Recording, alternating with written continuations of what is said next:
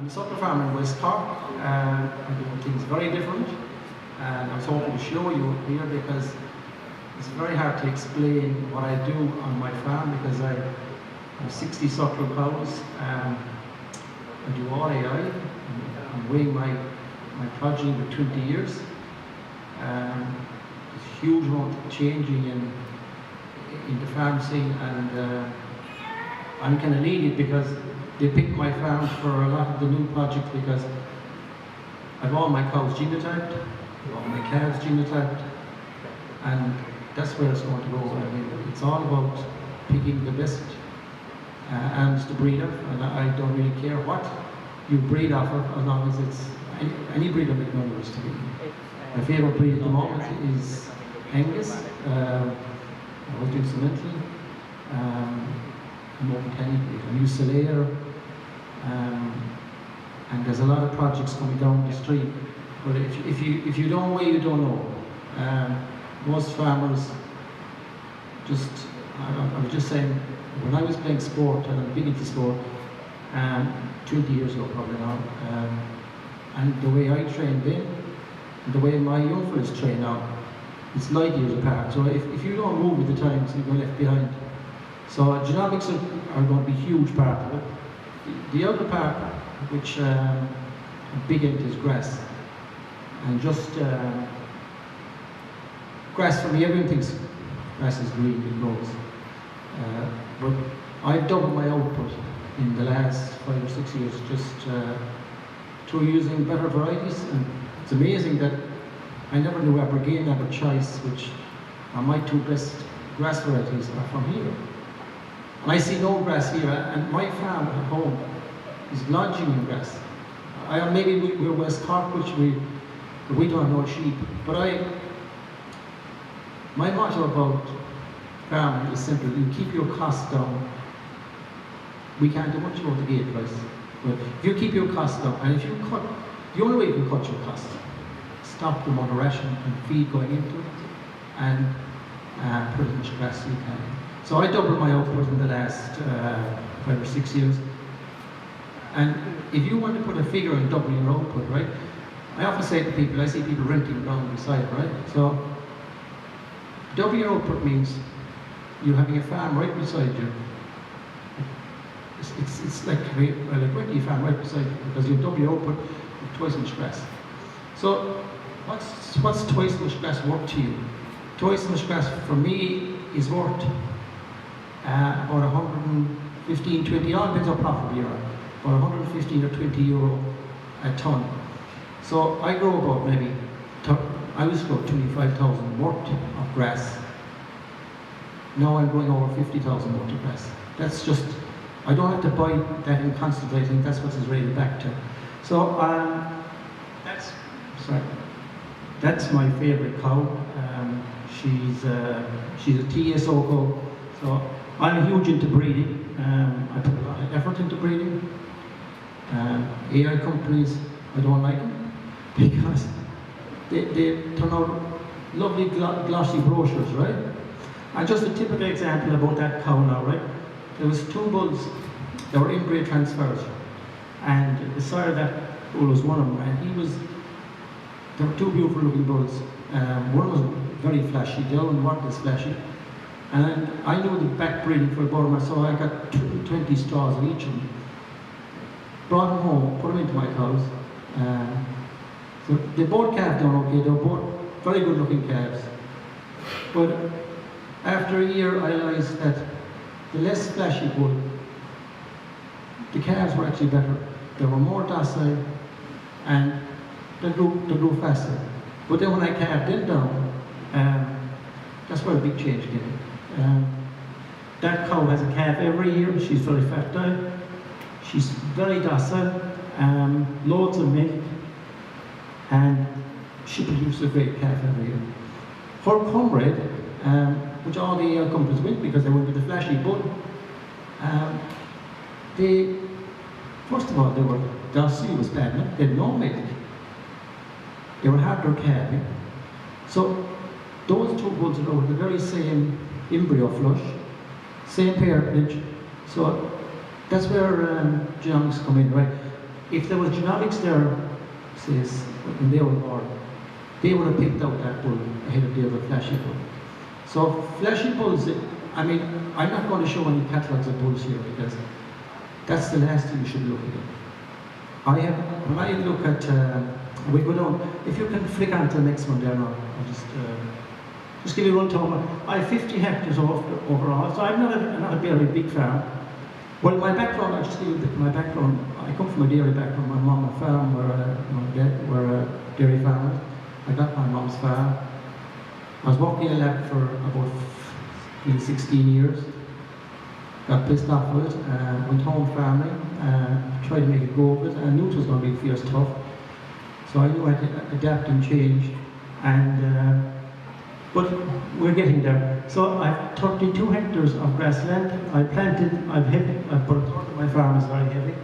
So I planted 12 hectares, 6 hectares of rough grazing up like the side of it. It's not a pie, but it's just low land, but it's very rough and rocky. So I have 60 cows.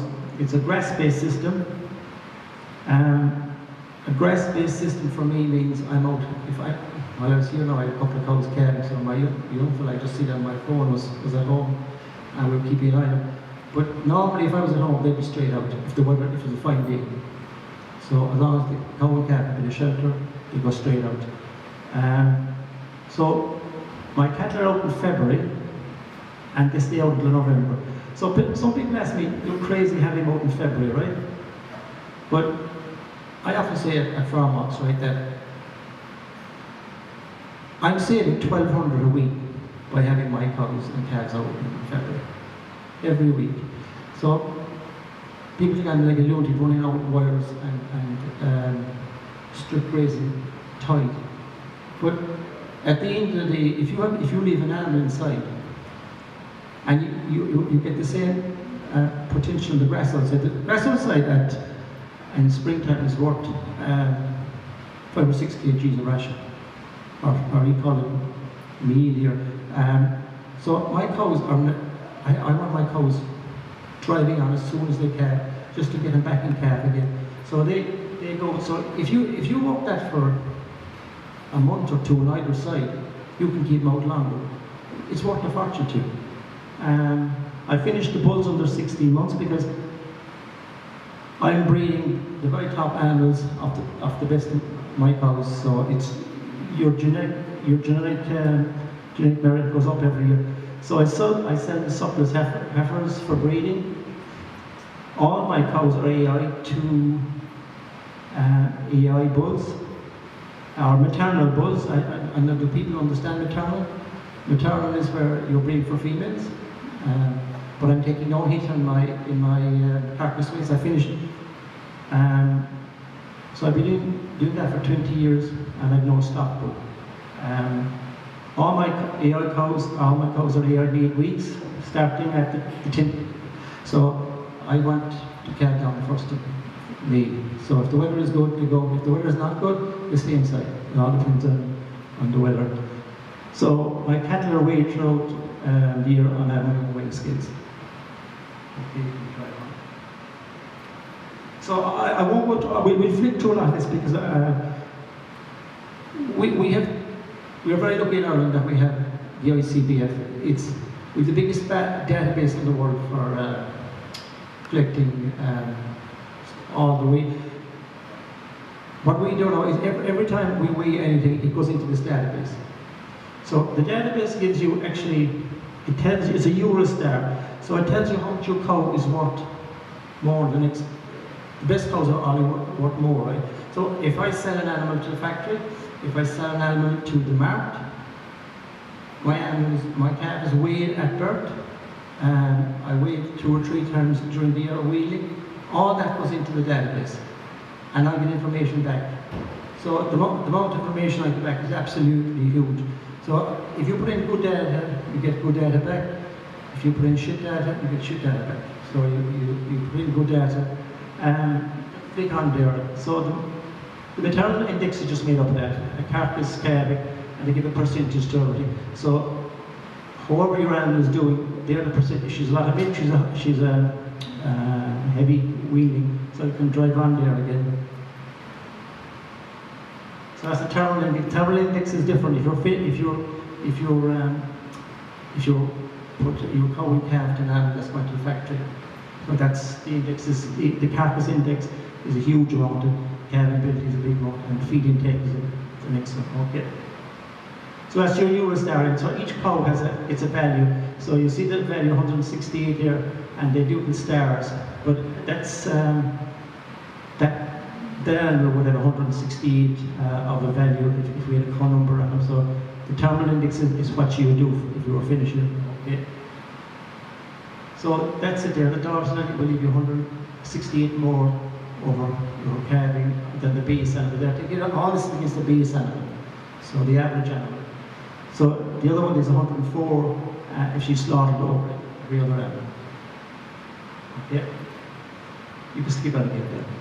So there's reliability. Okay, go again.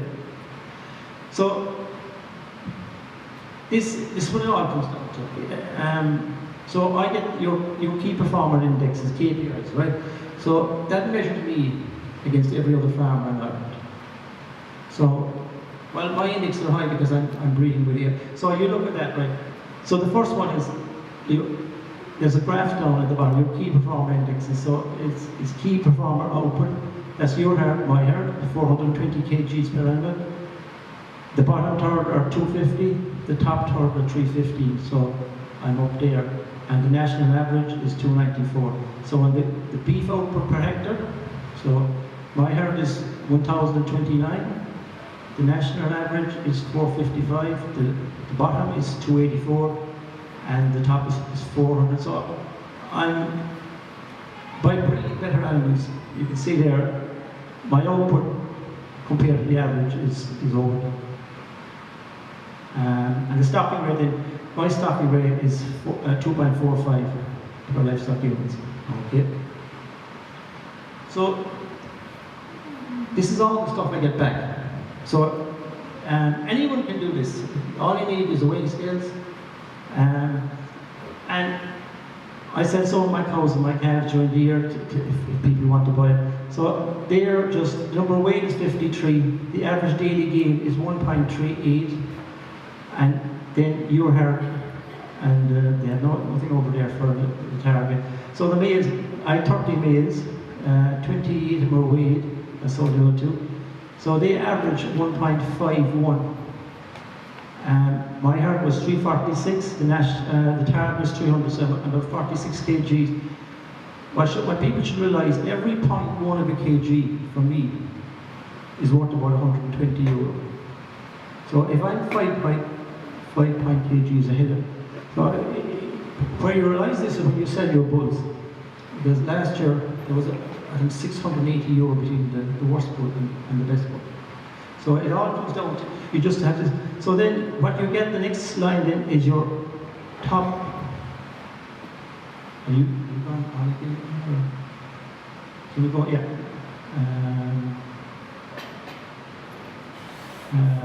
Yeah, that's it, right there. So this is my top. I have a video of that bull now, but I don't think we'll be able to get the video of it. He's a super animal, and he was bred, there's a breeding program. That bull was nearly 1.8 kgs. So his bull number 1003. The parity that was our third lactation. The weight was 405. The cow number was 782, and that's what she was. She's a 5-star now. So it goes down there through the top ones. Then what you also want and the top female. So my aim is to have an average, if I have a goal, is 1.7, 1.5 for my average daily gain for my bulls and my heifers. People think that's crazy, but I done it about 7 or 8 years ago, because I picked very good animals, but I realized change. But I think that's achievable. Some people might not. The national average in Ireland is about 1.1 or 1.2. So that with breeding and picking the best of your animals, you can drive up there. It's just, so you have a top 5 females. Then what else you want then is you want your worst animals. see who's performing. So you're actually trying to cull those animals there, so you can drive on. The next thing they're doing, and they're doing in my farm for the last couple of years, is most people think big cows are the way to go, right? Big cows, big calf. This actually shows you what they're doing there, and they're paying fellas to do it at home next year. You weigh your cow, weigh your calf. So what they want is, when you at breeding time, they want your calf to be at least 50% of the weight of the cow. So the heavier the cow you have, the more she has to do to. Some heavy cows will do it, but some cows, I can remember, it isn't here now. Well, they're twins. They're twins that are over 80%. But last year, I can remember, I had a cow that was 820, and she had something like a 400 kg calf. And then I had an Angus heifer. She was 620, and she had a 420 calf. So she was up around 68% of her body weight. You know, the calf was 68% of her weight, which is that's where you want to go. So there you get the top and you get the bottom, and then what they also do is I use all AI, so they pick out what bulls have performed the best, and you get the birth weight actually too. So you can move on again. This is a 5-year trend report. This is the ICBF now. It's not the data you feed in. So your 5-year trend report is what you're actually doing for the last 5 years. So you drive on. So my line is the blue line, and the green line is the national average, or the dotted line is national average, is down low, and the top 10% are the green line. So I'm actually way above the top 10%. So you can move on there again. Replacement index, the first calvers. I was up at 24 and I found a nice bull, but I couldn't keep using it because I've heifers coming on, so I actually changed bulls, so I came down a bit. So that's where that came down. So that's just comparing again me to the national average and the top 10%. Okay, go again.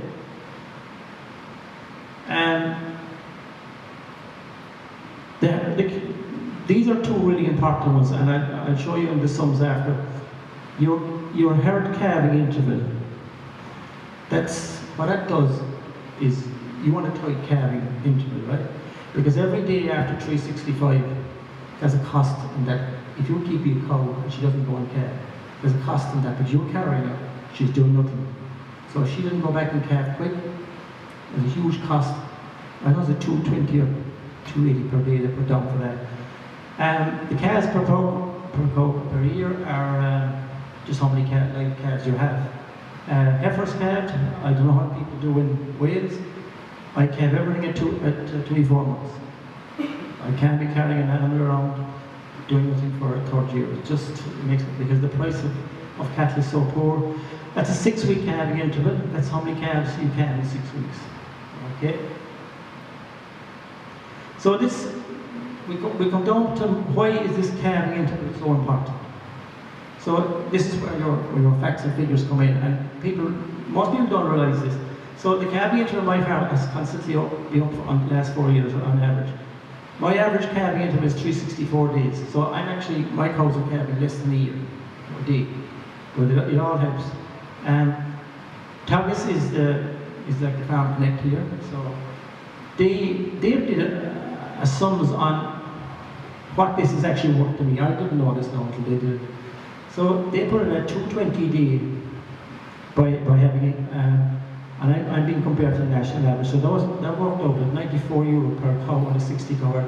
So straight away I'm better off, and I'm not doing well. I know I'm doing it to get that tight. Well, you're over 5,500 better off by just doing that. There's no extra animals in the farm. There's no. It's just have to have a tight calving period. The other one then is to achieve 0.98. That was some years I go over if I have lots of twins. So that's nearly a cow per calf per year. So the national average is 0.93. So people are losing share of calves. It might be hard calving. Thing I don't want to my farm is hard calving. I've emphasis on my farm and slayers, and they're 1 or 2% calving, and their practices are better than a lot of harder calving. So you can do it. So that's worth, say the average value at wean time is €800. It's worth 120 per cow, and that's worth 72,260 cow herd. So straight away there, I'm nearly 13,000 better off. So it's all sums, and you just put a figure, and I never take it. If my best cow, she loses a calf, she's gone. You want no passengers, because you're paying to keep that cow. The cow should be paying you to stay on the farm. Okay. This is a very important slide. I don't think that won't work again with it. This is where I separate, like, how do we get a tight calving period? Like, I don't know how people here, what actually happens with suckler cows. It's a pity that don't work now, because that's really important. Right, what actually, I'll talk about it works, is when a cow and a calf are together, right, there's a bonding, right?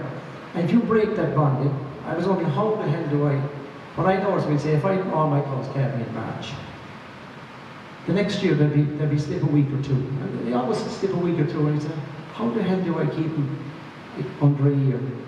So that didn't work either, you know. It's okay. So I came up with a way of tightening the calving period. And what I do is 2 weeks before the early season, for 10 days, I separate my cows and my calves. And that clip would have shown you how I do it. It's a pity it doesn't work. The cows are coming in there now, right? No calves. Calves are mechanic beside them. They go into the creep gate, they come into the cows. And the big advantage of it is, if we get bits and pieces of it, it's very happy. That's my teaser board. All the calves are coming in from the field there right beside it. So they come in and they suck twice a day. So I'm like a dairy farmer for about 30 days. So 10 days before I start my year, I separate my cows and my calves. I do it very simply. It's a pity we can't see it, because it's so simple to do it. And when you break that bond, that cow will act as a dairy cow. She will go to dairy in 30 days. Normally, a suckler cow will not go to dairy for 60 to 80 days. So you're gaining. I've seen where I can pull cows 2 or 3 weeks back by separating the cow and the calf. And the brilliant thing about it is, see, that's where the calves come through now. The cows are left in, the calves fly in there. The brilliant thing about it is that your cow can be actually, I don't have fat cows. My cows fatten over the summer. They lose condition. I don't have to give them as much. So in the spring, that's why I need my grass. I need to bring, my cows need to go, or my cows need to go up in condition. You can have cows on bad condition. I wouldn't say too bad now, right? And by separating the cows and the calf, they will just go to dairy. And it tightens. And I used to do that with stock bull. But why I went to AI, right, is if you start doing that, I had 80 cows before, I just cut down a bit because I just planted a bit of ground. But my stock bull couldn't handle the amount of cows that were going to dairy. So the first week, my cows are coming in. I could have 20 cows in a week. I could have 10 cows in one day. So my bull was flat out. And what I used to do was actually lock them up, bring them out, but I might have to AI 2 or 3 of them. So I said, I went away and learned how to hear myself. So in the end, I got rid of my stock bull because he just couldn't cope with the amount of cows. And what you will have in 6 weeks there, I could have 80% of my cows in calf. And the reason is that when you separate the cows again, they bull and they clean themselves out. So the next time I go in, so they're cleaned out, and the consumption rates are better than any bull. And the good thing about it is that you can pick and choose your AI straws for your cow. I now use 10 or 12 different bulls. And if I see a nice young bull coming up and I like it, I know his background, I go and use it. And there's test bulls you can use for €5 a straw. So that's him coming in. I have another clip of him going out. I don't think. That's him coming out. So what will actually happen now, that's the yard near the shed. And I might wait for half an hour, I might be AI soon. And all the cars want to get out of that place because there's cows built in there. So they all slip out under the gate. There's 2 creep gates there, and they're inside the field. The great thing about this is, for 30 days, them calves are on the best of grass. That paddock they're in is loads of shelter. There's nothing inside. I don't treat for pneumonia. All the calf needs is shelter. You can push on again. But that's them coming out there now. It's bits and pieces of it.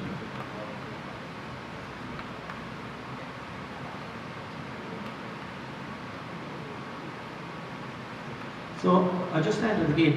Yeah, this is what I look at, and the air companies don't like this because some air companies are lovely flashy bulls, but you drill down and ask them, I mean, this is what data will do for a farmer. So this is one of my top bulls. The cow is from a hand, that's TSO cow, right? And you just have to take the other Cymru calf out of that. They were twins, they were the same embryo flush, so they were the very same genes. The other bull never performed well. I had a couple of replacements of them, sold them all. So if I went down the flashy bull route, I would have gone back. But I just was lucky that I just stopped at this fella. So this is what this fella, when you look at the screen, right? So his replacement index is 142. His terminal index is 115. So you can finish his animals. That's more than the average now. That's the figure there. Those figures are above the average figure. So the average calf would give you 142 less. The average for replacement and the terminal you're selling. So next thing is the calving difficulty. So he's 5.9. The docility score, he's 5-star. So docile. I can actually milk a lot of cows. I mean, it's amazing. I wouldn't even recommend it to anyone. But sometimes if late at night there for cow calves, that cow especially, I can stroke her, right? She's licking the calf, she's licking me. Stroke the calf, make sure it gets these things, put it on the nipple, and the calf will stop and she won't come near me. So she's really docile. You have to be very careful because some is docile. So the docility, the carcass weight, that will give you 34 kgs of extra carcass weight. The conformation, that is really good conformation. He's very unusual, but his conformation is really good. His daughter calving, this is relating to his offspring. So his daughter's calving is 5.7, so you want that around that.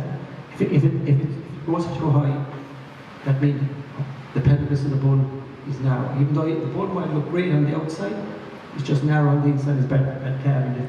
So daughter's kgs, I mean, he's not great there now, 5 point, but I mean, he's fantastic compared to limousines. His limousines are down around 1 or minus. And the daughter, another bit very big important is the daughter interval calving days. Her daughters, how quick they're coming back. So that's a minus, so that she's actually calving earlier than normal, so you can move on again. So this is a bull I came across a couple of years ago.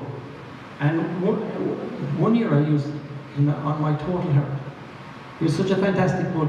I just got him, I came across him, and he's really unusual because he's a high replacement rate, right? I put him in, I was looking for a bull for my heifers. So this bull came on, I just came across him, and I started using him. And there was rats of calves coming up and just fucking just small little calves. I was going to sell them, get rid of them. So I said, but they slowly turned away. I mean, the average weight, I can remember my best bull calf out of him was last year. He was 34 kgs, and he killed out at 442 kgs carcass weight at 14 months. He's exceptional now. I mean, like, that's what you can do, and you see, you get. Then he was crossed back. You see that Cynhadledd bull was crossed back on a TSO cow. So if you keep breeding good animals onto each other, you keep doing it often enough, you make genetic gain. Because I think all suckler farmers, if you don't do AI, you can't make genetic gain. How can you? I spent years outsourcing breeding heifers, and I might bring a batch of 10 in, either go to. Because I just found my older cows were outperforming. So anything that comes into my herd now, they're performing against the best of my animals, so you'll show up straight away. Well, just him now, right? He's truly exceptional because what he does, he's a small calving difficulty, 1.8, which is tiny. Docility, they're so docile. And the big point in him, right, and you just look at it there, the carcass weight, he's 12. If you could see in the small print, the breed average is around 5, the overall breed average is 15, but that's actually very good he's a red Angus actually. So, the carcass conformation, he's okay, but I'm still getting all those bulls into use. I don't have any off. The daughter's calving difficulty. The big one then is daughter's milk. That's what I look for. If I'm looking for a bull, I nearly want up to 10 kgs of milk. Because what most farmers don't realise is I had brilliant British region cows before, my old herd, and I can't get them anymore, so they were actually great dual purpose cows, so the kgs of milk. Another huge thing there he has is his mine is nearly, is that 6.5 or 5.5 days. So he will pull your calving back shorter again. So that's a huge help. You can go on to the next one. This bull now is just a new bull out. So I have a video of him now, so video if we can, we hopefully might maybe some bit of it.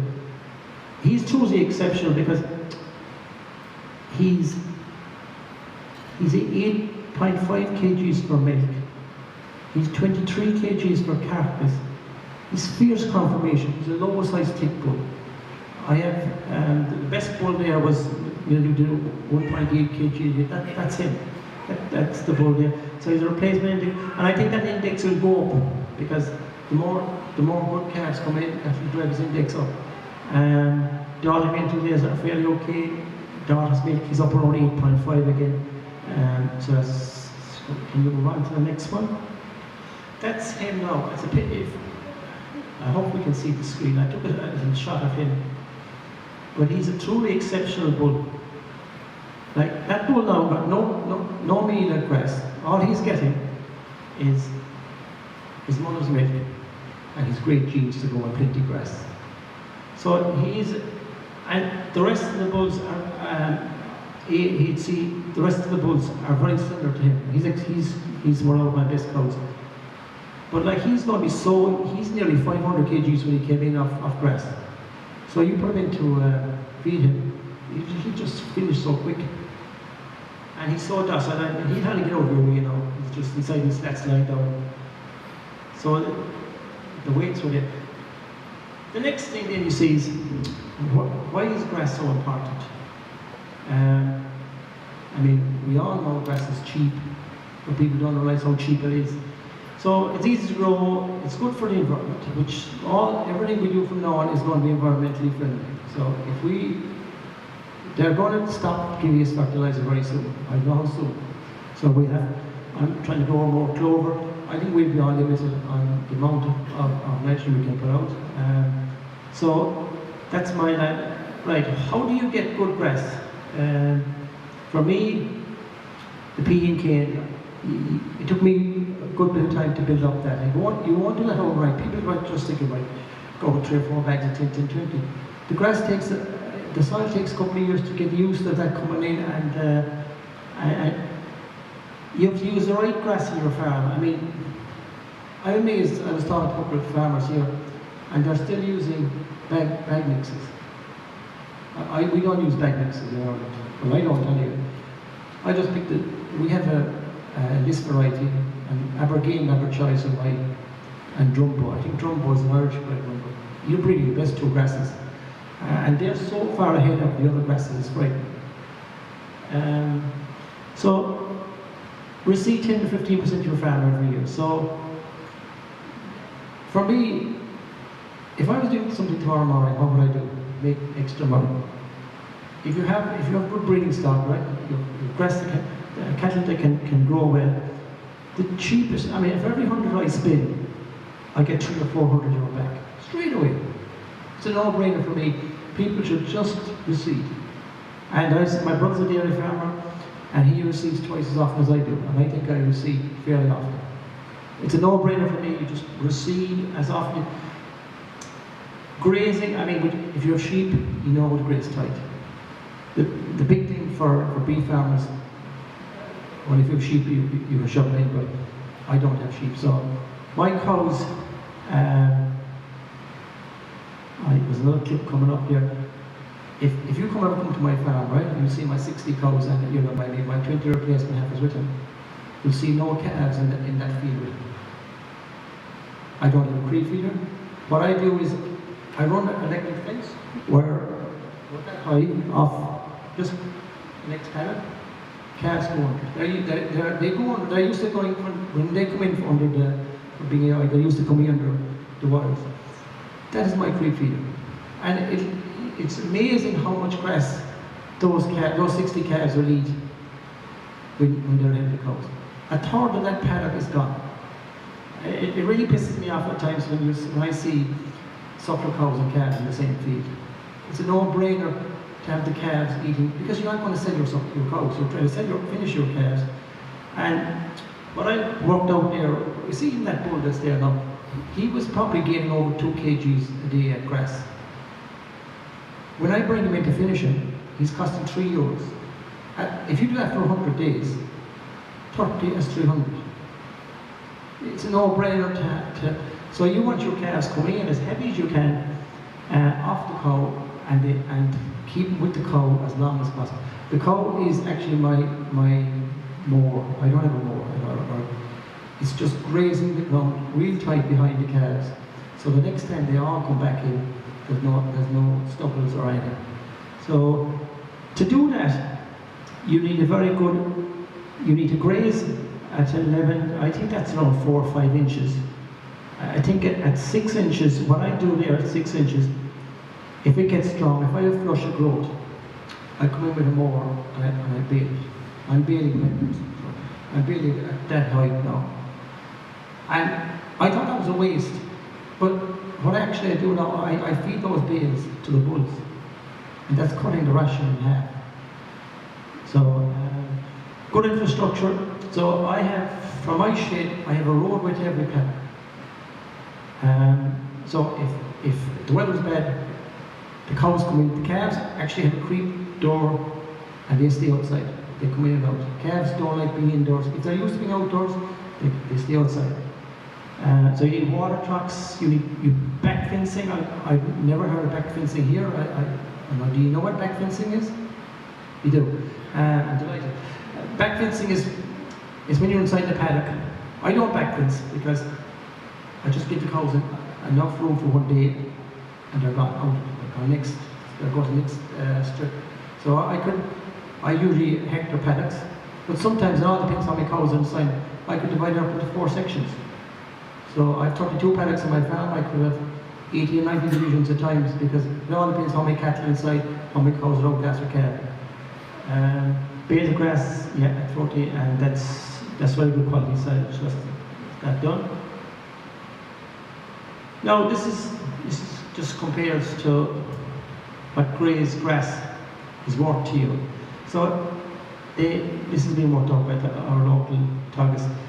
So per ton is €47, and if you put a land charge in, they put 350. It goes up to 77. That's if you rent land. If you use a zero grazer to bring it in, it goes up to 780. Pit silage is 166. Bale silage is 183. So you can see there straight away that you know who concentrates and you know who grazed grass. So it's a no-brainer for me to have my cows outside in February and do whatever it takes to do that. It's all up here. People say it's too much trouble, but it's $1,200 for me a week in my pocket to do that. I mean, if you were given $1,200 tomorrow morning per week to put up, you do it. But most fellas don't because, oh Jesus, I'm destroying the fields. What we do in real bad weather is 3 hours out, 3 hours in. I can do it with my cows because my cows and calves are separate. So I'm not missing the calves as such. My cows will come straight back into the cell house. the calves are outside. It's a bit of work, but I mean, I have to think at the end of the day, I'm 1,200 better off that week. So that will make up for a lot of hardship. So we can move on to the next one. This is just a picture now. I made those posts. I don't know, can you actually get them? So it was just a long bar, and I just put a clip on it. The bar can come up here and you holler in the field. So there are the calves ahead of the cows. The cows on this side grazing tight, the calves on this side, and they have. And you see, another thing upside to that is, I don't get any grass tetting. People might say, why? Why don't you put buckets or something? The calves will eat all the lush grass. So the cows come on here and all the lush grass is gone. So the cows are eating the fibre grass. So they never get grass tetting because it's lush grass causes and the cows won't be left out until it's clean, down to 4 centimeters. So that's probably that height. Okay. That's my paddocks. That's my subdivision. So that's my home farm. So there's a roadways to every of those paddocks. You see these little marks there? They're numbers that are dividing up my paddocks. We can move on again. Now this is, I measure the grass in every paddock. I have 32 paddocks there. This is what I get back at the end of the year. So the green ones are where I graze completely. The yellow ones are where I took cuts out of silage maybe went too strong. Some fields I can't cut. And then you get your average. So every year then, so paddock 22 there is where the calves coming out. That's kind of a not real figure because the calves, the calves are in there all the time. The computer doesn't know that I'm going in and out of it. So, but and normally I would maybe take the bottom 4 of those paddocks and reseed them. Right on again. Okay. This is a new invention out. It's a grasshopper. It's connected to my smartphone. So it's like a plate meter, but there's a GPS. It's missing off it there now. So every time that plate comes up at the height of the grass, as a reading into my phone, and that goes back to my computer. And that's like weighing your calves. I think that's as important for me to weigh to tell me how much grass in each paddock, and then I will see if that paddock is not performing. So that just feeds it back. So where are we now? Yeah, we're there, we're on time. Bulls. So that's my output. So just a quick thing. You have to get bulls out as much weight as possible on grass and mother's milk. We normally in the middle of November. This should be the fabulous end of the year, so there's no problem. Bulls this is what, when they get weaned, they get 2 kgs. So my bulls are not used to me. So when I separate them, they are out of grass and they can come into the mothers and stuff, but then they get rationed as they come in and out. So they get 2. So the bulls normally would come into the shed at the 1st of September. So they only get 2 kgs and that top quality breed inside it. So they stay on that. People are wondering why don't they drive it on. I've tried lots of different systems, but I think bulls, when they go late 13 months, they then start to develop these hormones to really kick on. So they get 2 kgs of meal and just this top quality silage up until the 1st of March. From the 1st of March they go on ad lib. So I'm trying to keep the cost of meal down as much as I can, and then they get straw with that. So a very simple system, big bale of straw in front of them, come in with a wheelbarrow, and there's no fancy gear in my place. Wheelbarrow, a couple of wheelbarrows of ration, and that's it, it's finished. Finished in under 16 months are wind fit. The average harvest last year was 438. I think that's it. I've been more to shut up. So if anyone wants to ask me any questions,